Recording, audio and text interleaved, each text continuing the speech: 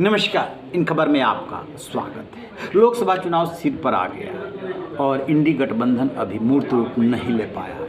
मूर्त रूप कब लेना कहेंगे? जब सीटों का बंटवारा हो जाए और सब एक जगह साथ दिखे तो मानिएगा कि इंडी गठबंधन है।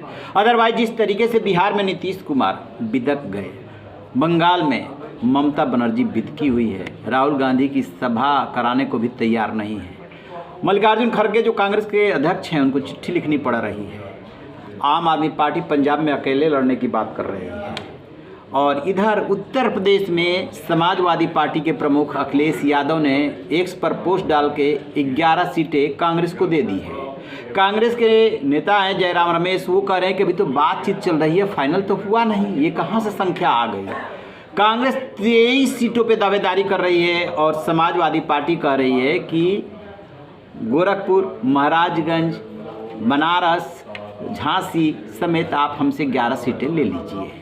यानी कि जो अखिलेश यादव ने कहा था कि हम उत्तर प्रदेश में सीटें बांटेंगे, विधानसभा चुनाव में मध्य प्रदेश, राजस्थान, छत्तीसगढ़ का जब हो रहा था तब सपा को कांग्रेस ने भाव नहीं दिया था, उसी स्टाइल में वो काम कर रहे हैं। कांग्रेस के जो उत्तर प्रदेश का नेतृत्व है वो भी ये बात कह रहा है कि हमारी जानकारी में तो अभी बातचीत चल रही है, सीटें बांट कहाँ से दी गई।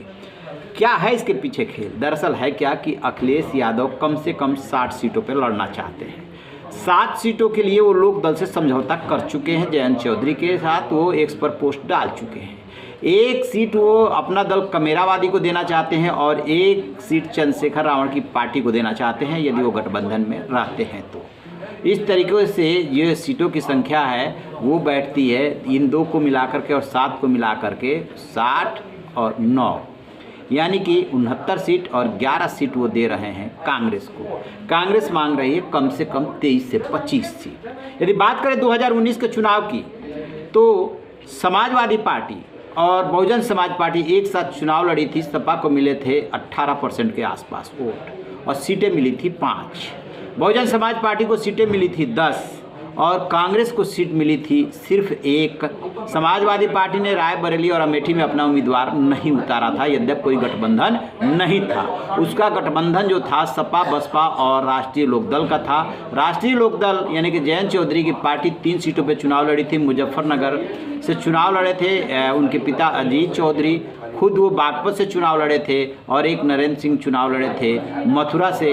मथुरा की सीट पे तो बहुत हार जीत का अंतर ज़्यादा था, लाखों में था, हेमा मालिनी जीती थी। लेकिन मुजफ्फरनगर और बागपत में इनकी जो हार जीत हुई थी बहुत कम वोटों से हुई थी, 6-6.5 हज़ार वोटों के आसपास दोनों हारे थे।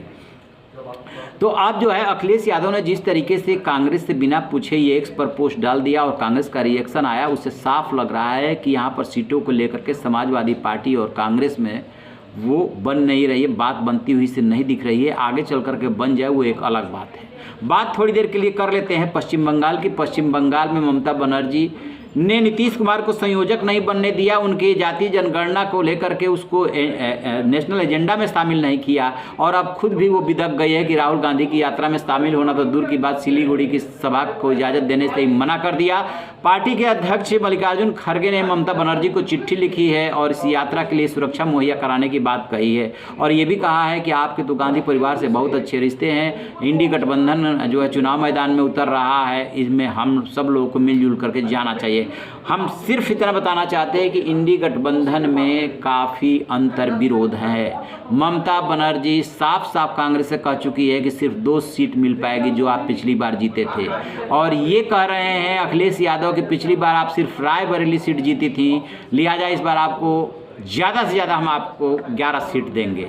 ऐसे ही आम आदमी पार्टी कह रही है कि पंजाब में हम अलग अलग लड़ेंगे, मतलब हम 13 सीटों पर लड़ेंगे, और उधर नीतीश कुमार बिहार में अलग हो गए। तो आप खुद अंदाज़ा लगाइए कि फिर गठबंधन एक कहा हुआ और जो एक के मुकाबले एक कैंडिडेट देने की बात की बुनियाद पर इस गठबंधन को एक तरह से उसमें एग्जिस्टेंस में लाया गया कि गठन किया गया, वो बात बनती हुई सी दिख नहीं रही है कहीं। और चुनाव आ गया है सिर पे, कहीं ऐसा ना हो कि चुनाव से पहले ही ये गठबंधन मूर्त रूप लेने से पहले ही ढह जाए। रहिए बेखबर, देखते रहिए इन खबर। Thank you.